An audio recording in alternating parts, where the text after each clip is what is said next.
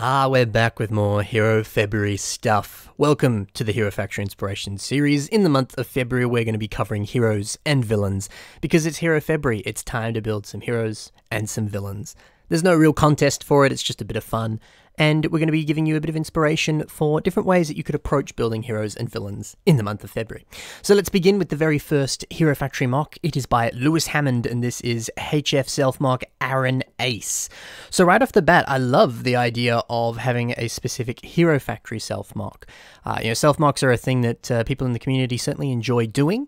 And I think rightfully so. It's a form of sort of self-expression. It's just it's just kind of a fun concept of like, well, if I were to be envisioned as a character in this universe, what would I look like? Or if this is just sort of like a mascot for myself, or just a mock that I really like and I want to say that it's my self-mock sort of thing.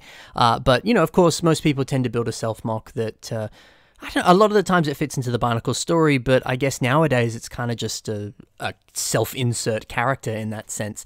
But hey, if you're really into the lore of all of these different official worlds and stuff, why not do what Lewis has done here, build a Hero Factory specific self-mock? And as you can see in this image here, it appears that he has his sort of like typical Bionicle self-mock, his Hero Factory self-mock, what I assume is a Slicer self-mock, and then his Sig-Fig, so his sort of minifigure version of a self-mock, for lack of a better term. But I don't know, I wouldn't really call building a minifigure a mock inherently, but Sig-Fig is the appropriate term there. So hey, if you're looking for different ways of building self-mocks, I think it's a genius idea and a bit of fun, that's for sure. So actually talking about the actual mock now, color scheme's fun, purple, white, and a bit of silver and gunmetal works well. I love his shoulder-mounted guns here as well. Those look fantastic. I don't know, weapons I think just do a lot for mocks, and we'll certainly see that with some of the other mocks that we have in this episode here. But yeah, a good sort of shoulder-mounted gun always brings me joy. I always think that's cool. I mean, I remember when I first saw War Machine in Iron Man 2, I was like, oh, that shoulder-mounted gun is so cool.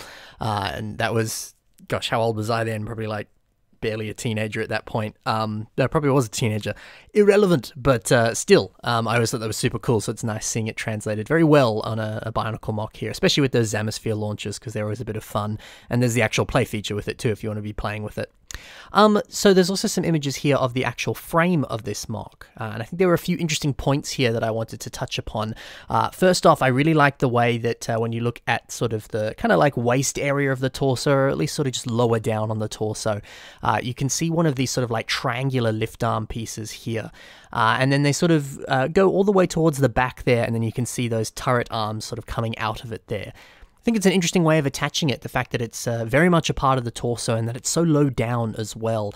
I just like how that looks. I think it's a very clever way of attaching it, and the fact that it is so much lower down gives the arms a lot more room to pose. I guess if they were higher up, you may not have as much posability, but that way you can, and I like that.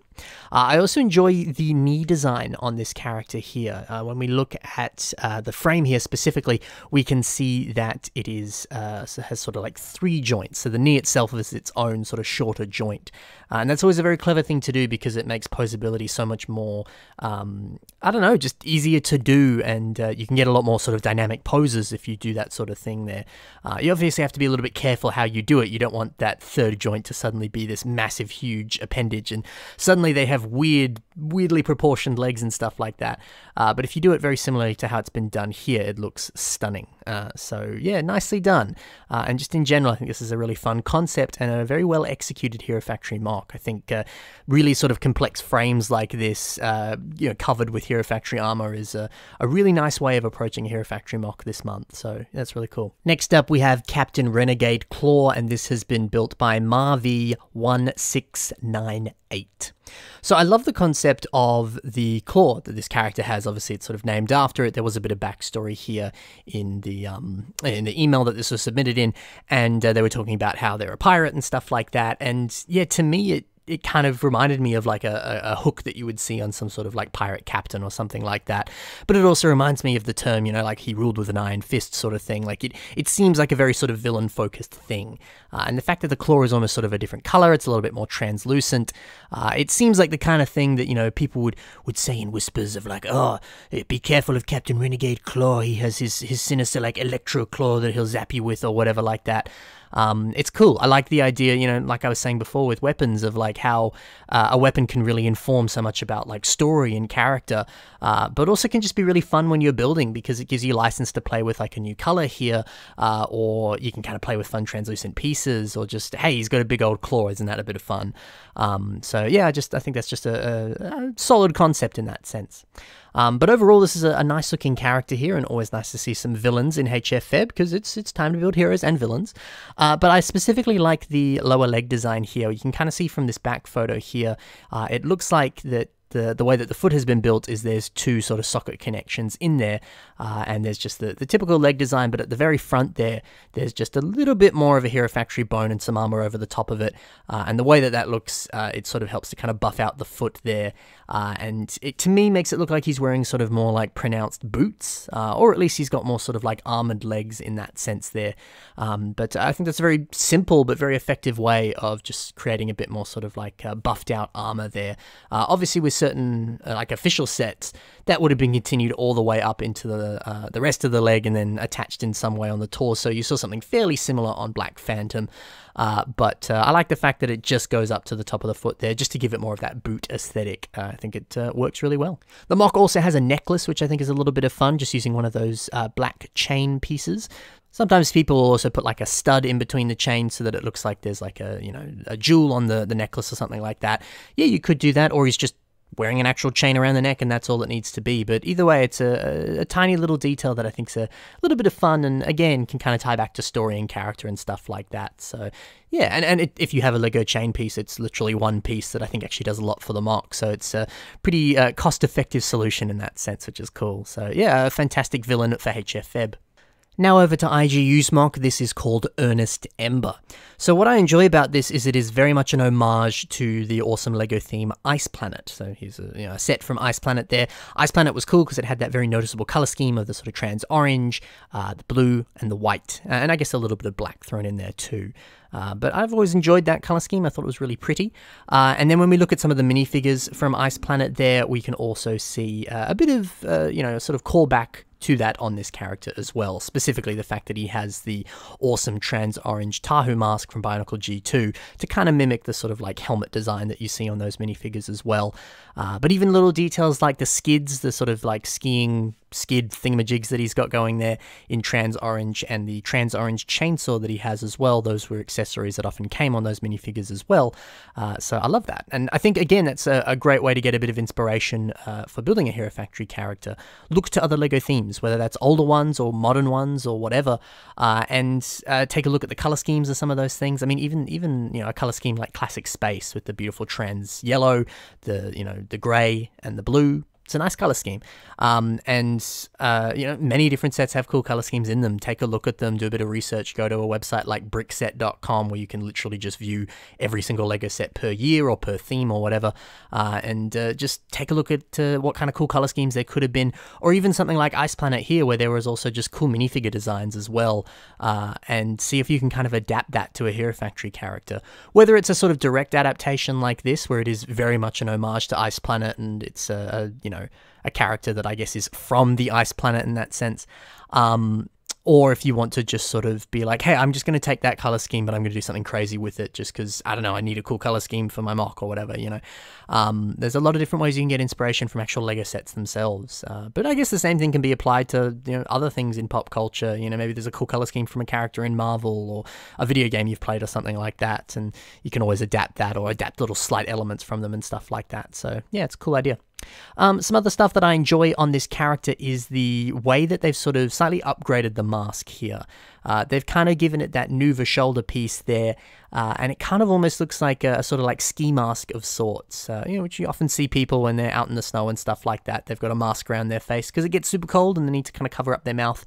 But I also like the fact that there's some tubing coming out of it, so maybe it could be more of like sort of breathing mask of sorts here. Maybe the atmosphere on the ice planet is not super breathable, so they've got an oxygen tank there to sustain themselves in that regard, which is a smart idea. And it's surprising how nice that Tahu mask looks when you kind of cover up the bottom of it there and enhance it in that sense. You know, I mean, I love the Tahu mask on its own, but it looks even cooler with some slight additions there. So yeah, this is a fantastic mock with a beautiful color scheme and some lovely accessories and weapons and things as well. Really nicely done. Finishing off now, we have a mock by Vao Halkas, and this is the Sonic Nova.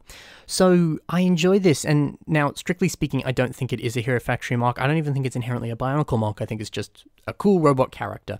But kind of almost going off of the reverse of what we just talked about with the Ice Planet idea, what if you look at a set like Rocker, for example, who had that awesome color scheme of gold, I guess, well, in this sense, it's a little bit of sort of grey and silver, but I guess Rocker more so had a little bit of kind of like gunmetal or black, depending on the set. And also, of course, that beautiful translucent colour there as well. Yeah, what if you sort of take that color scheme or even take some of those pieces from a Hero Factory set and then adopt it to your own unique characters?